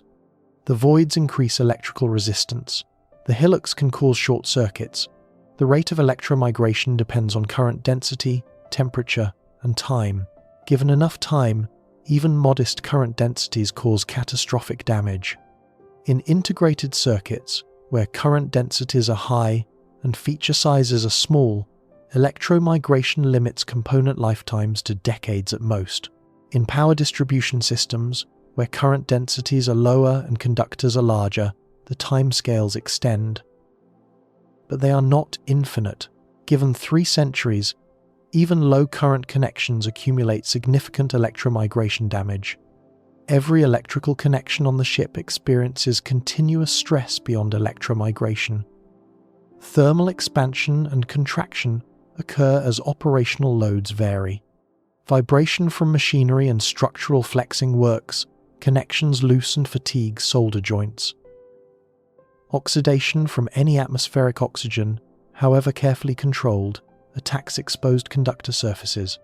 Radiation damages insulation, making it brittle and prone to cracking. Each connection develops increased resistance over time. Increased resistance generates heat. Heat accelerates degradation. Degradation increases resistance further. The spiral we examined in Part 2 manifests in every electrical junction throughout the ship, and in a spacecraft traveling through the interstellar void, there is no external supply of copper wire. No factory produces replacement connectors. No specialized repair service arrives with diagnostic equipment and spare parts. The ship must carry enough wire, enough connectors, enough junction boxes to replace the entire electrical distribution system multiple times. Or it must manufacture these components from raw materials also carried from Earth. The same analysis applies to every critical system aboard. Pumps circulating coolant through reactors and life support systems wear as their bearings accumulate microscopic damage from continuous operation. Valves controlling fluid flow throughout the ship develop leaks as their seals harden and crack. Sensors monitoring critical parameters drift from calibration as their components age. Computers coordinating all ship systems fail as their processors and memory accumulate radiation damage and electrical degradation. Each of these components has a finite lifetime measured in years or decades under Earth conditions, with full manufacturing support. Each would need to function for centuries under conditions of isolation that exceed anything in human experience. Some scientists propose alternative architectures that might reduce these maintenance burdens. Seed ships, carrying frozen embryos rather than living populations, eliminate most life support requirements during transit. The embryos remain in cryogenic stasis, requiring only refrigeration, then are gestated upon arrival using artificial womb technology. But cryogenic systems require continuous power for refrigeration over century-long timescales. They require periodic component replacement as pumps and seals degrade. The frozen embryos require protection from cumulative radiation damage across 3 centuries of exposure to cosmic rays. Whatever systems eventually gestate, living humans from stored embryos must function perfectly after centuries of accumulated degradation with no opportunity for testing or adjustment. More speculative proposals suggest digitized human consciousness, uploaded to computer systems, then downloaded into biological or mechanical bodies upon arrival. This approach trades biological maintenance challenges for computational ones. The computers storing human minds must maintain data integrity across centuries. Radiation must not flip bits in memory storage. Power must not fluctuate in ways that corrupt processing. The systems that eventually instantiate consciousness in physical form must function after timescales that exceed any computer system's demonstrated reliability by orders of magnitude. Each alternative concept introduces its own impossible maintenance burdens while eliminating some subset of the original challenges. None escape the fundamental requirement for century-scale system reliability in complete isolation from external support. The mathematics reduce to a simple inequality that cannot be satisfied. System degradation rate must not exceed system repair rate. Degradation occurs continuously across every component of every system. Repair capability is limited to onboard resources and onboard expertise. For interstellar transit durations measured in centuries, degradation accumulates to levels that require complete system replacement multiple times. Complete system replacement requires manufacturing capability approaching Earth's industrial base. No ship can carry Earth's industrial base. Therefore, system degradation will exceed system repair capability. Therefore, critical systems will fail. Therefore, the ship will die. A generation ship is not a vessel in any conventional sense. It is an attempt to transport a miniature technological civilization across interstellar distances, while that civilization ages, breaks down, and must somehow maintain itself using only the resources carried aboard from the moment of departure. This is where the energy chain continuity problem achieves its final and most absolute form. The chain must not merely stretch across space, it must stretch across time. Centuries of time during which every link in the chain accumulates damage. Every energy source depletes according to inexorable nuclear decay curves. Every component drifts toward failure according to the second law of thermodynamics. The chain must carry not just current energy needs but the maintenance overhead required to sustain itself indefinitely. And indefinitely, in this context, means longer than any human-built system has ever operated. Longer than most civilizations have endured. Longer than the Roman Empire lasted. No matter how advanced the systems become, this fundamental constraint remains. Advanced materials might slow degradation, but cannot eliminate it. Advanced manufacturing might enable more repairs, but cannot eliminate the energy cost of repairs. Advanced energy systems might extend the decay timeline, but cannot eliminate nuclear decay itself. All of this still fails because the energy chain continuity required for permanent human settlement simply cannot stretch across the interstellar void. The distances are too vast. The journey times are too long. The maintenance requirements are too demanding. The energy sources are too finite. But perhaps we have been thinking about this problem from the wrong angle. Perhaps there exists some theoretical technology, some breakthrough in physics, some revolution in engineering that could extend the chain further than our current analysis suggests. Perhaps we should calculate the absolute theoretical maximum distance at which human beings could ever live, assuming not current technology, but the best technology that physics permits. Perhaps we should ask not what we can do today, but what we could ever do given unlimited time and resources for development. The boundary exists, it can be calculated, and it is far closer than the cosmic distances that populate our science fiction dreams. The universe that contains 2 trillion galaxies across 93 billion light-years will permit human presence in only a tiny fraction of its volume. The question is not whether a boundary exists, but where precisely it lies, and what that boundary reveals about humanity's place in the cosmos. That boundary awaits examination in our final analysis, and what it reveals may transform how we think about human civilization's future among the stars. There is a distance from Earth beyond which no human being can ever live permanently. Not because of technological limitations that might someday be overcome, not because of funding constraints that might be resolved through sufficient political will, not because of engineering challenges that might yield to generations of incremental improvement. The boundary exists because the fundamental physics of energy, entropy, and information place absolute limits on how far any chain of support can extend through space and time. This boundary is not a wall we might someday breach. It is a property of the universe itself, as immutable as the speed of light, as inescapable as the second law of thermodynamics. No civilization, however advanced, can violate it. No technology, however sophisticated, can circumvent it. The universe enforces this limit on all intelligence arising within it, everywhere, for all time. Calculating this boundary requires examining the best-case scenarios, the most optimistic technology projections, the most favorable assumptions about what future engineering might achieve.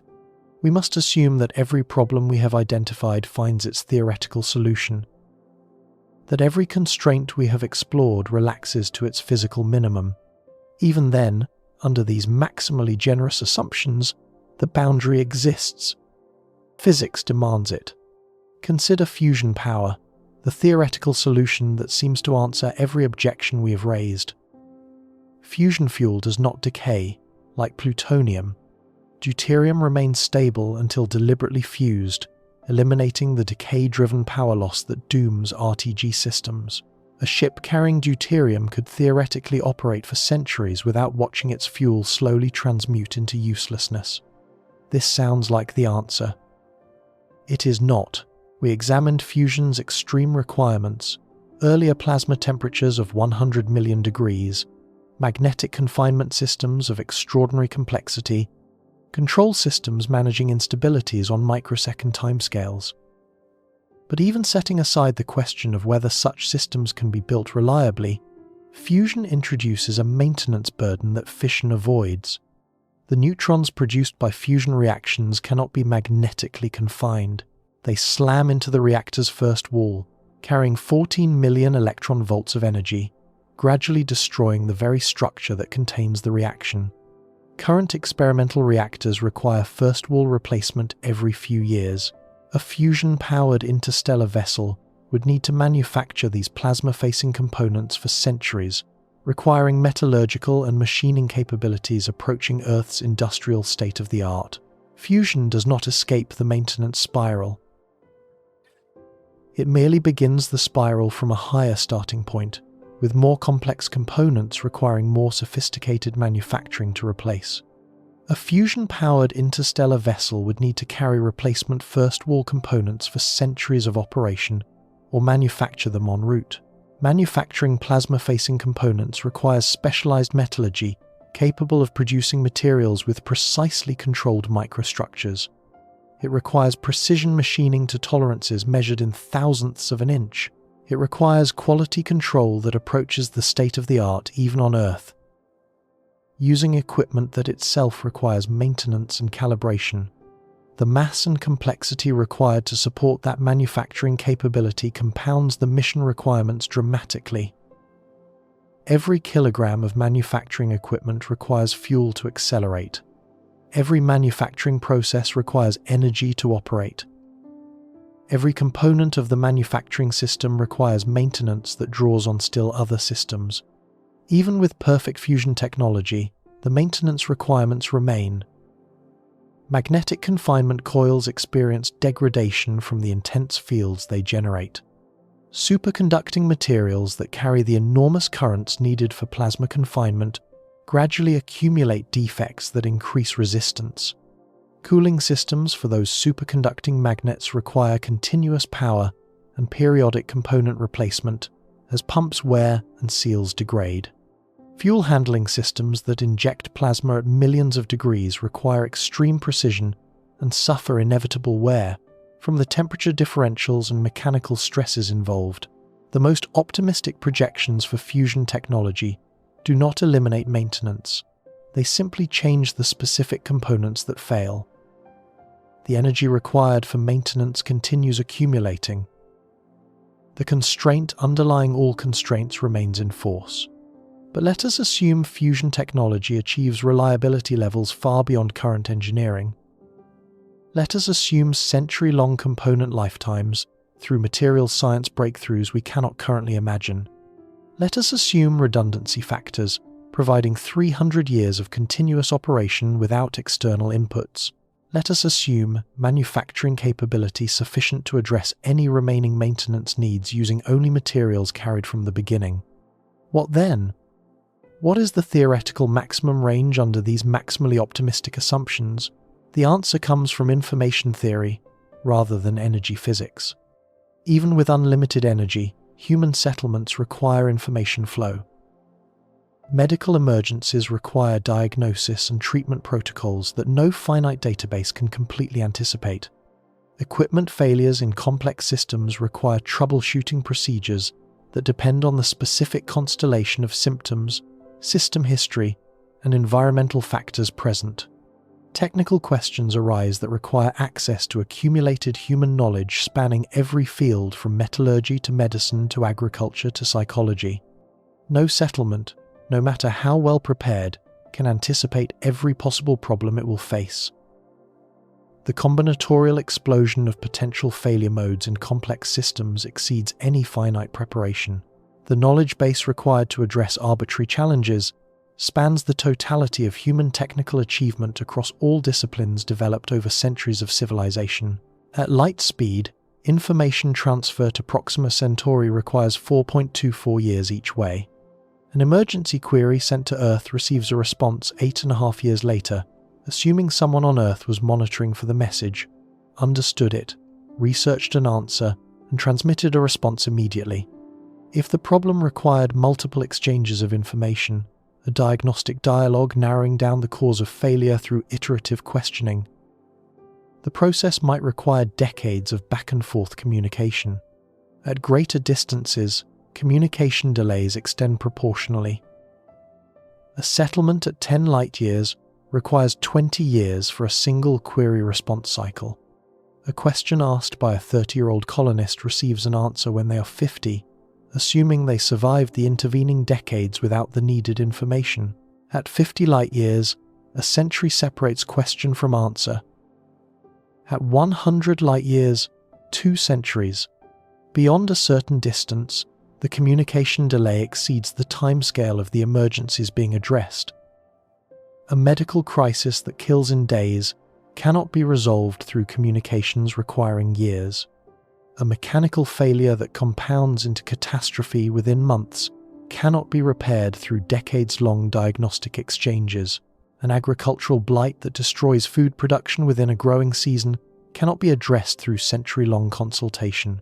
The information theoretic limit suggests permanent human settlements cannot exist beyond approximately 10 to 20 light-years from Earth, under even the most optimistic assumptions. Beyond this range, communication delays make knowledge transfer impractical for time-sensitive problems. Settlements must be completely self-sufficient in knowledge, as well as materials, carrying the complete accumulated technical knowledge of human civilization and the capability to apply that knowledge without any external guidance. But complete knowledge, self-sufficiency, requires population sizes sufficient to maintain all technical specialties across generations. Medical expertise spanning surgery, pharmacology, psychiatry, and dozens of subspecialties must be represented in depth. Engineering specialties covering structural, mechanical, electrical, chemical, and aerospace disciplines must maintain active practitioners. Agricultural science, materials science, computer systems, linguistics, education, management, and dozens of other fields must each have enough experts to train successors across generations. Credible estimates suggest minimum population sizes in the tens of thousands to maintain technological civilization across generations without external knowledge input. Some analyses suggest hundreds of thousands. The exact number depends on assumptions about knowledge preservation technology, educational efficiency, and acceptable specialization depth, but no credible analysis suggests a self-sufficient technological population below 10,000 individuals. Larger populations require more life support, more energy, more food production, more water recycling, more atmospheric management, more thermal control, more everything. The compound requirements grow not linearly, but exponentially with population size. Doubling the population more than doubles the infrastructure requirements, because larger populations generate more waste heat, produce more waste products, require more complex social organization, and create more potential failure points in interconnected systems. No matter how advanced the systems become, this fundamental constraint remains. You cannot create energy from nothing. You cannot maintain organization without energy input. You cannot sustain complexity indefinitely using finite fuel supplies. The second law of thermodynamics permits no exceptions. Entropy always increases in closed systems. This is not a tendency or a pattern, but an absolute law of physics. A settlement cut off from energy and material inputs from outside becomes a closed system. Without external energy input, internal organization cannot be maintained. Order decays into disorder. Complexity degrades into simplicity. Function degrades into failure. The only way to counter entropy is through continuous energy input from outside the system. On Earth, that input comes from the Sun. 400 trillion watts of power radiating into space, a tiny fraction intercepted by our planet, sustaining all terrestrial organization from photosynthesis to technological civilization. Every structure ever built, every living thing that ever evolved, every thought ever conceived, exists because solar energy flows continuously into Earth's systems, pushing back entropy long enough for complexity to arise and persist. In the solar system, declining but usable solar energy extends to approximately the orbit of Jupiter before becoming impractical for large-scale power generation. At Jupiter's distance, solar intensity drops to less than 4% of Earth levels. Beyond Jupiter, solar power cannot sustain industrial civilization. The energy input falls below the threshold needed to counteract entropy accumulation in complex technological systems. Beyond Jupiter, nuclear sources provide energy input. But nuclear fuels deplete through consumption and decay. Fission fuel eventually runs out as uranium-235 converts to fission products. Fusion fuel eventually runs out as deuterium converts to helium, though on longer timescales, RTG isotopes decay continuously whether you use them or not. Every nuclear energy source has a finite lifetime, after which entropy wins and the settlement dies. No matter how advanced the systems become, this fundamental constraint remains. You cannot create energy from nothing. You cannot maintain organization without energy input. You cannot sustain complexity indefinitely using finite fuel supplies. The theoretical maximum distance for permanent human settlement thus depends on the intersection of multiple constraints. The maximum duration of nuclear fuel supplies before depletion. The minimum communication delay tolerable for emergency knowledge transfer. The minimum population required to maintain technological civilization across generations. The rate of entropy accumulation in complex systems. The efficiency of converting energy into maintenance work. These constraints interact in complex ways. Larger populations can maintain more specialized knowledge but require more energy.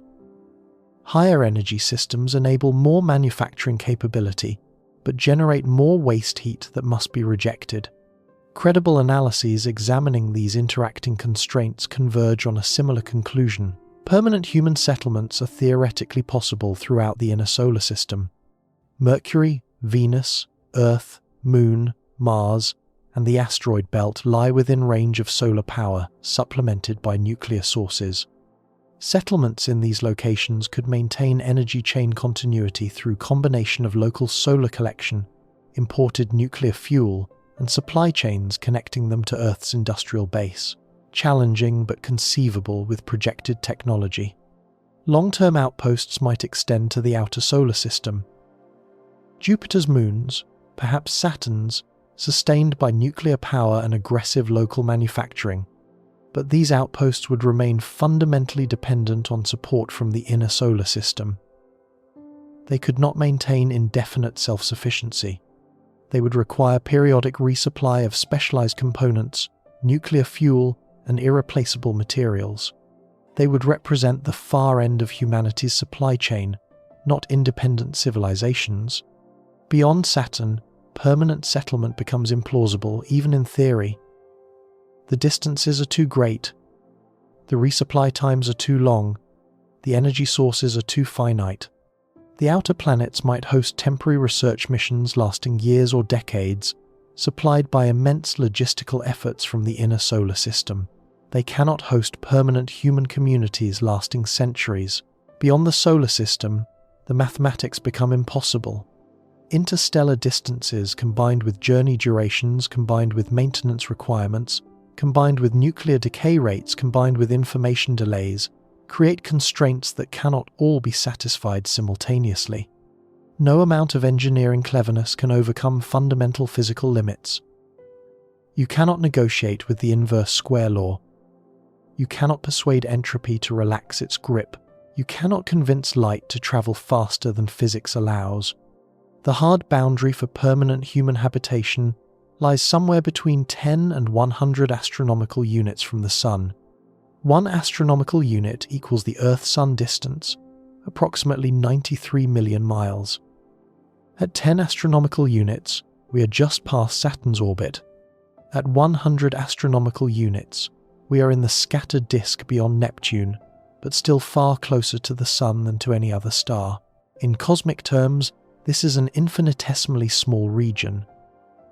The observable universe spans 93 billion light-years.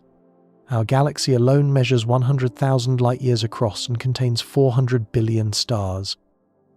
The nearest star system lies over 4 light-years away, and humanity's permanent range extends perhaps 100 astronomical units, roughly 0.0016 light-years, from our home star. The campfire of human civilization casts its light into the darkness of space. That light reaches only so far before fading into the infinite void. Beyond a certain distance, the warmth cannot sustain us. The illumination cannot guide us. We can send probes into that darkness. We can observe that darkness through our telescopes, but we cannot live in it. We are not going to colonize the galaxy. We are not going to spread across the stars. We are not going to build empires spanning light years of space. The physics will not allow it. This is not pessimism. This is not defeatism. This is not failure of imagination or courage. This is the recognition of reality, the acceptance of truth, the wisdom to understand what the universe actually permits rather than what our stories have promised. The energy chain continuity required for permanent human settlement has a maximum length determined by fundamental physical constraints. Solar power attenuates with distance according to the inverse square law. Nuclear fuels deplete with time according to consumption rates and decay constants. Maintenance requirements accumulate without limit according to the second law of thermodynamics. Supply chains stretch until they break, according to the logistics of distance and time. Information delays extend until communication becomes meaningless, according to the speed of light. Entropy wins, eventually, always, without exception. Every link in the chain that keeps human beings alive requires energy to maintain. The chain itself requires energy to sustain. And the total energy available from any finite source eventually exhausts itself against the infinite patience of thermodynamic decay. This is the ultimate limit. Not technology, not funding, not political will. Physics. But here is what this limit actually means, and why it represents not despair but clarity, not tragedy but truth. We live on a planet that has sustained complex life for hundreds of millions of years. Trilobites swam in ancient oceans 500 million years ago. Dinosaurs ruled for 170 million years. Mammals have diversified across 65 million years since the Great Extinction. Human ancestors diverged from other apes perhaps 7 million years ago. Earth sustains life on timescales that dwarf human comprehension. That planet orbits a star with billions of years of stable burning remaining. The Sun has existed for 4.6 billion years and will continue fusing hydrogen for another 5 billion. Our star will not exhaust itself for longer than complex life has existed on Earth. The energy source powering our civilization has more future than our past. That star belongs to a galaxy containing hundreds of billions of similar stars, many hosting their own planets, some perhaps harboring their own life. The Milky Way teems with potential. Exoplanet discoveries reveal worlds throughout our cosmic neighborhood. Rocky planets in habitable zones, ocean worlds beneath ice shells, possibilities we have barely begun to catalogue. We cannot reach those other stars. We cannot colonize distant galaxies. We cannot spread human consciousness across the cosmos in the way science fiction has promised for generations. But we can thrive here. We can explore our solar system. We can establish settlements on the moon, permanent outposts where humans live and work beyond Earth's atmosphere. We can build colonies on Mars, transforming the red planet into humanity's second home. We can mine the asteroids, accessing mineral resources that dwarf everything extracted from Earth across all of human history. We can study the outer planets through robotic missions and crewed expeditions, expanding our understanding of the solar system we inhabit. We can build a civilization that flourishes for millions of years on the worlds we can actually reach. The timescales available to humanity, within the boundary physics permits, exceed any reasonable planning horizon. 1 million years of human civilization within the solar system represents more future than the entire past of our species. 10 million years represents more future than the existence of the genus Homo. 100 million years, achievable if we maintain our technological civilization and the sun's stability, represents more future than the duration of complex life on land. The boundary is not a prison wall. It is a property line. Within that boundary lies more than enough space, more than enough resources, more than enough time for human civilization to achieve greatness beyond anything our ancestors imagined. The solar system alone offers land area millions of times greater than Earth's surface. Mars has roughly the same land area as Earth's continents. The asteroids contain enough material to construct habitats with total living space exceeding Earth's surface by factors of thousands.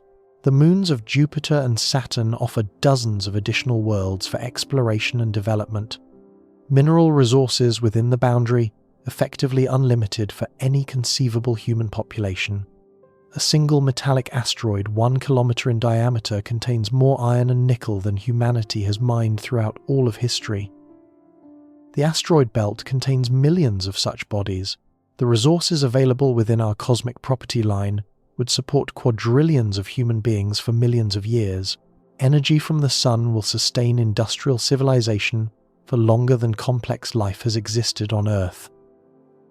The challenge is building the infrastructure to capture and use solar energy more effectively, not the availability of the energy itself. The boundary teaches us that we are not infinite. We are not destined to fill the universe with human minds. We are not the species that will colonize the cosmos. We are local phenomena arising from specific conditions on this specific planet, able to expand somewhat beyond our origin, but ultimately bounded by the physics that permits our existence in the first place. There is wisdom in this limit. The dream of infinite expansion, of humanity spreading endlessly across an infinite cosmos, carried with it an assumption of infinite resources, infinite time, infinite second chances. If we ruin this planet, the thinking went, we can always move to another one. If we exhaust this solar system, we can always colonize the next. If we make mistakes here, we can escape the consequences by fleeing to there. The boundary closes that escape route. We have what we have.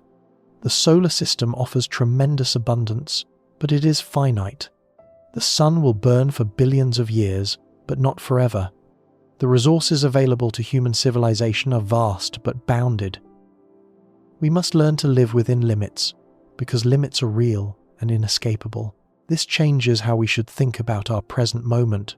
The decisions we make today about Earth's environment, about resource consumption, about sustainable development, they are civilizational choices that will constrain or enable human flourishing across millions of years. Earth is not a launch pad.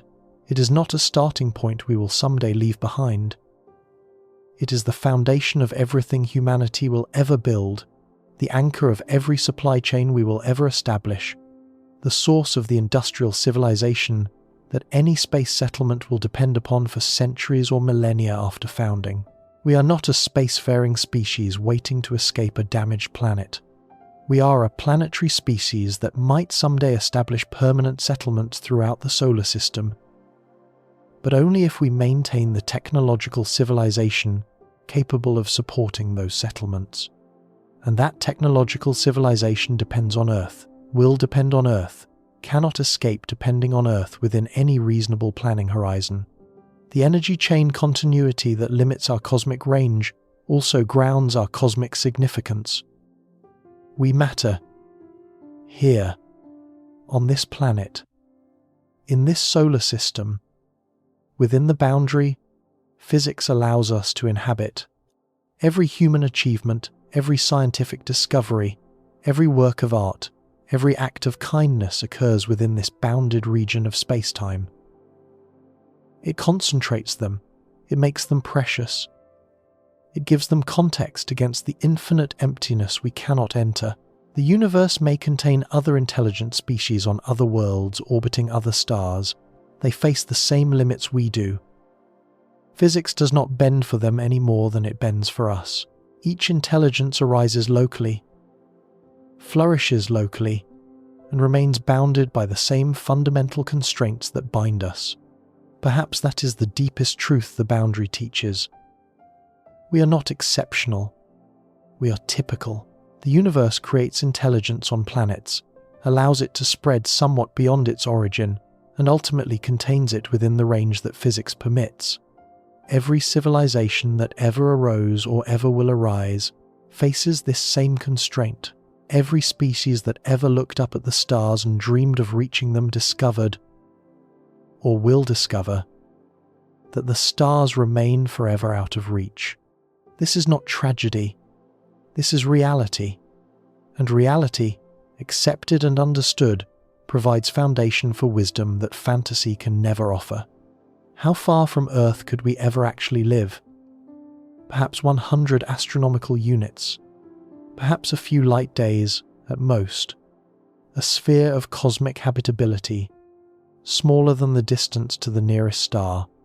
A bubble of warmth and light surrounded by infinite cold darkness we can observe but never inhabit. This is our territory. This is our home. And it is enough. Within that bubble, humanity can flourish for timescales that make our current civilization look like a brief opening act. Within that bubble, we can build wonders that would astonish our ancestors and will inspire our descendants. Within that bubble, every dream worth dreaming, every achievement worth pursuing, every life worth living, can unfold across millions of years of continued existence. The boundary is real. The energy chain continuity required for permanent human settlement has a maximum length, and we are approaching the distance where that chain must finally break. Beyond that distance lies the cosmos, in all its vastness, beautiful to observe, impossible to inhabit, forever beyond our reach.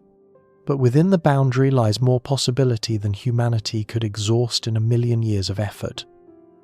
More space than we could fill, more resources than we could consume, more time than we could imagine. That is not limitation. That is invitation. The darkness beyond the campfire's light does not diminish the warmth of the fire. It defines it. It gives the warmth meaning. It makes the circle of light precious against the infinite cold. We have our fire. We have our light, We have our circle of warmth in the cosmic darkness, and that is enough. That has always been enough. That will always be enough for beings like us, finite creatures in an infinite universe, finding meaning and purpose within the boundaries that reality provides. The question was never really about how far we could go. It was about understanding where we already are and why that place, bounded as it is, contains everything we truly need.